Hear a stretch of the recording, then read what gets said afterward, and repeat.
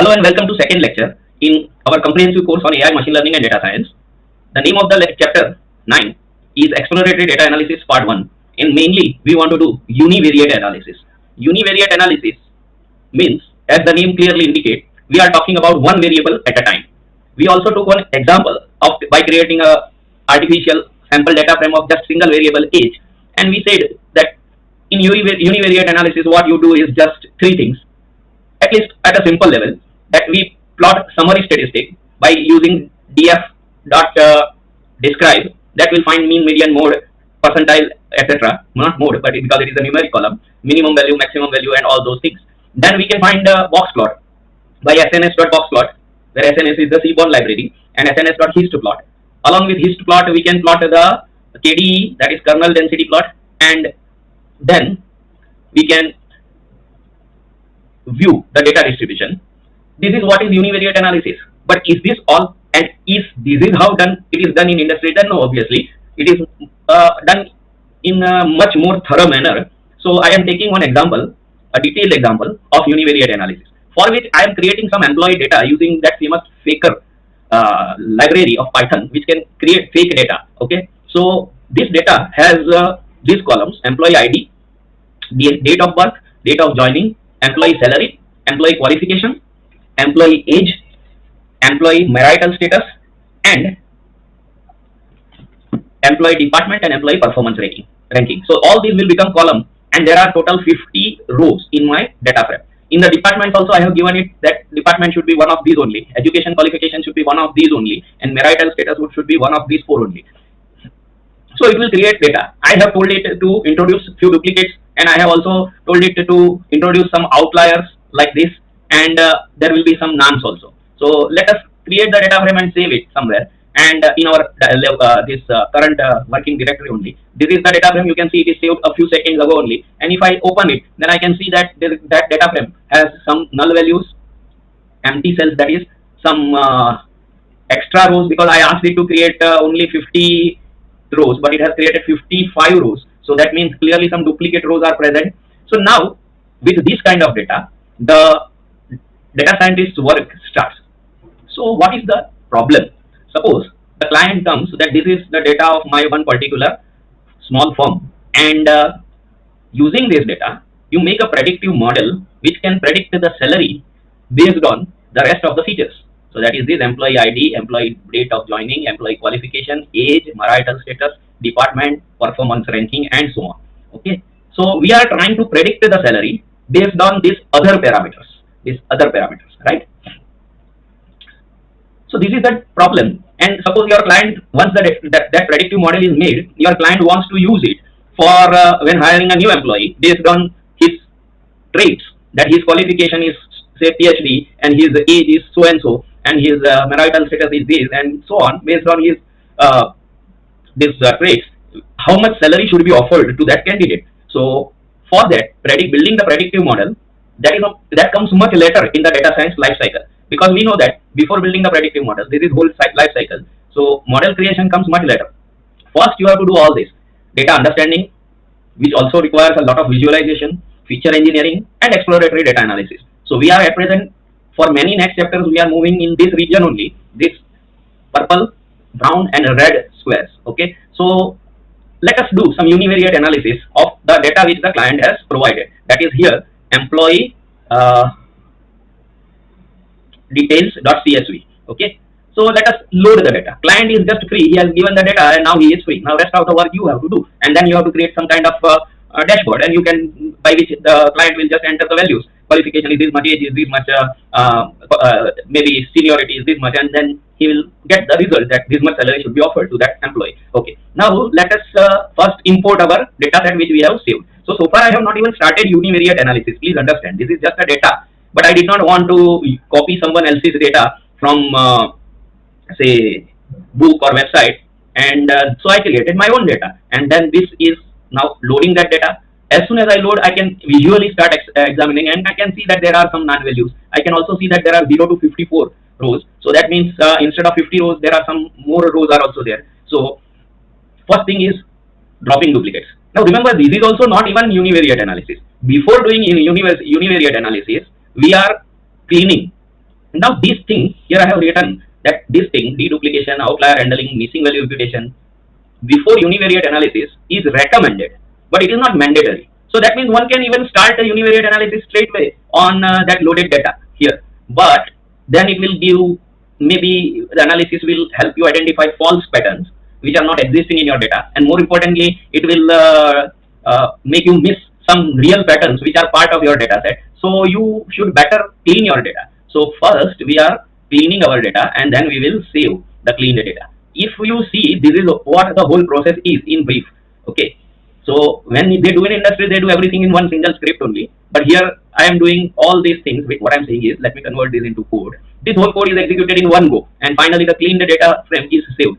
But I have just made the whole thing a markdown, and same steps I am doing one by one. So first step, load the data set. Next step, remove duplicate. Next step, handle missing value, and so on, just for the sake of understanding. Okay, so loading the data set and visualizing gives none and extra rows are present. Then remove the duplicates, and the method we know that data frame dot drop underscore duplicates, that will delete the duplicates, and again view the data frame.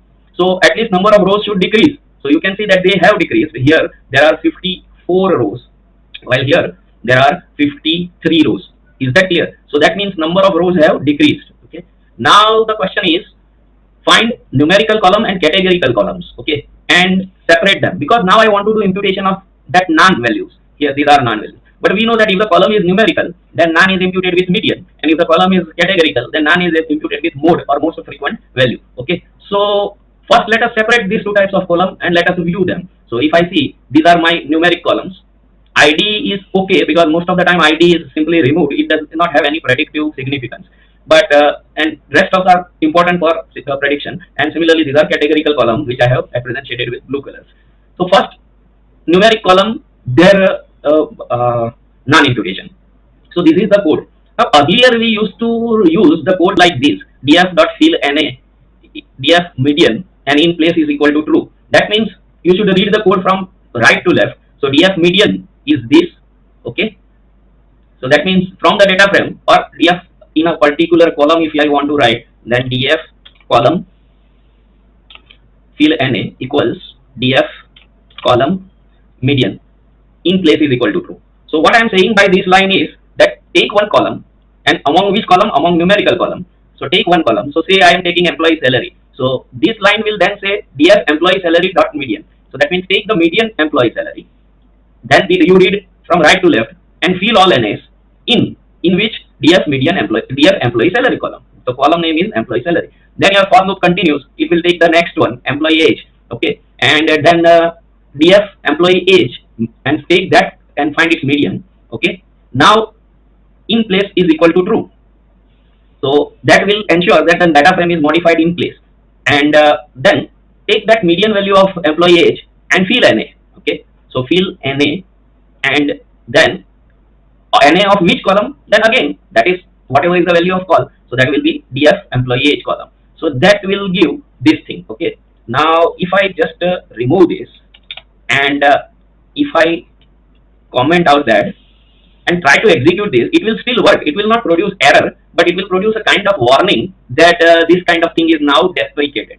So you can see a value is trying to set a copy, and this is going to behavior will be deprecated and all that thing. Okay, so instead of doing this way, remember this has already done, the imputation is done successfully, but this kind of warnings are seen. This behavior will change in Panda 3, and in place method will never work in Panda 3. So currently it is working. Okay, but they are making you future ready. So I want to make my code future proof, so I will not use that method in place. Instead, I will use this kind of method. So for that, I am clearing the output of this cell, and I have to do the initial steps once again, because otherwise my data frame is already modified. That was just a warning. It already did. Now I executed this command. This is similar command, but what it says, then just read it from right to left. Okay, so df column median. So first column is employee salary. I am ignoring this ID column. So take the median employee salary. That is the meaning of this whole thing. Then fill NA of employee salary column with median employee salary. Okay, and put it here. So put it here means df.log and employee salary. In that column, you put it at appropriate location. Then for loop continues. So take next employee age. Again read it from right to left. So df employee age dot median. Okay. So find the median employee age and fill NA of employee age column and assign that modified employee age column to the df employee age column. This is employee age now. Location at appropriate locations. So this is like writing that in place only, but instead of writing in place, because that will not work from pandas 3 onwards. So instead of writing in place, we are writing that explicitly assigning the whole thing to this. So let me execute this. I think I have already executed. Let me try it again. Okay, and then this categorical columns. For categorical columns, so also we used to do it this way. That is df median, but it would be the mode. Okay, that is most frequent, but now we will not use in place. Instead we will use this command. So how to read this? Again from right to left, find the mode of that categorical column. So here suppose my column is date of birth, then find the mode date of birth. That is, find most frequently occurring date of birth in your date of birth column and fill the NAs in the date of birth column and assign this whole thing with filled NA back to date of birth column at appropriate location. Similarly, employee date of joining. So then here you can write df employee date of joining fill NA df employee date of joining dot mode. Okay, and this whole thing df employee date of joining you should put and place it here in df dot loc, means at in place in employee date of joining column. So this way categorical NAs are also filled. Let me add one cell and let me print my data frame just to check if all NAs are filled or not. Now there are no NAs. Visibly it appears that there are no NAs. Okay, so fine, I'm clearing output because I need the space. Okay, I'm clearing the cell also. Now outliers. So for outliers I can choose my method. Some books choose 1.5 times standard deviation above the median, that is the last limit up to which observation should be selected, and 1.5 times below the median. Some books select 1.5 times interquartile range from Q1, that is first quartile. Sorry, 1.5 times interquartile range minus Q1 minus 1.5 times interquartile range, that is first quartile minus 1.5 times distance between Q1 and Q3, and Q3 plus 1.5 times interquartile range. That much is the acceptable lower bound and upper bound. Okay, so if I kept that way, then this strategy one can choose according to the nature of the data and according to the domain. So I have chosen interquartile range method. Someone can choose standard deviation method. Okay, now for column in column, if column is not in employee performance ranging and employee IDs, because for ID and ratings, that kind of columns, outlier detection is not much helpful. So then df column is equal to cap outliers function. This is the function which you have defined. So call that function now and assign it df column that as the argument. So that argument will go here. Then function will find its first quartile 25 percentile, third quartile 75 percentile. It will find its IQR, that is interquartile range. Then it will find lower bound, that is first quartile minus 1.5 times IQR, and upper bound, that is first quartile plus 1.5 times IQR. And then it does this np.clip and series lower bound. Clip means it clips all only the values within that bound. Okay, so whatever series you are supplying to it as an argument, it is clipped to this bound. Okay, it is confined to this bound. So if I call it, then I'm using this again. A value is trying to set a copy, and this is just a warning. Try to use lock. Now this time I'm not bothering to improve because maybe I think it is just a warning, so I have kept clipped successfully, and then save the cleaned data frame. Okay, so let me just check whether okay, that will be difficult, but save the cleaned data frame as cleaned employee details.csv. So cleaned employee details.csv, such file might have come into existence, yes, and that is I think I have not yet executed. 16 hours ago it is showing. So yes, now I think it will be clean now, or 6 seconds ago. Okay, fine. So that is now saved, and if I open that file, then that is the file without none, without duplicates, and that is a file in which outliers are also kept.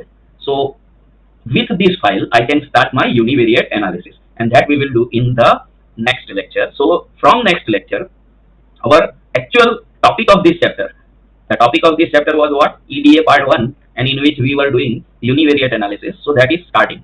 But this is how we work in industry. So as soon as data comes, we don't straightway start univariate analysis. We first have to check for these things, that is duplicates, then non-values and outliers, And now onwards we will load this cleaned outlier, cleaned data frame, employee details data frame, and then do its univariate analysis. Okay. So see you in the next lecture. Thank you for now.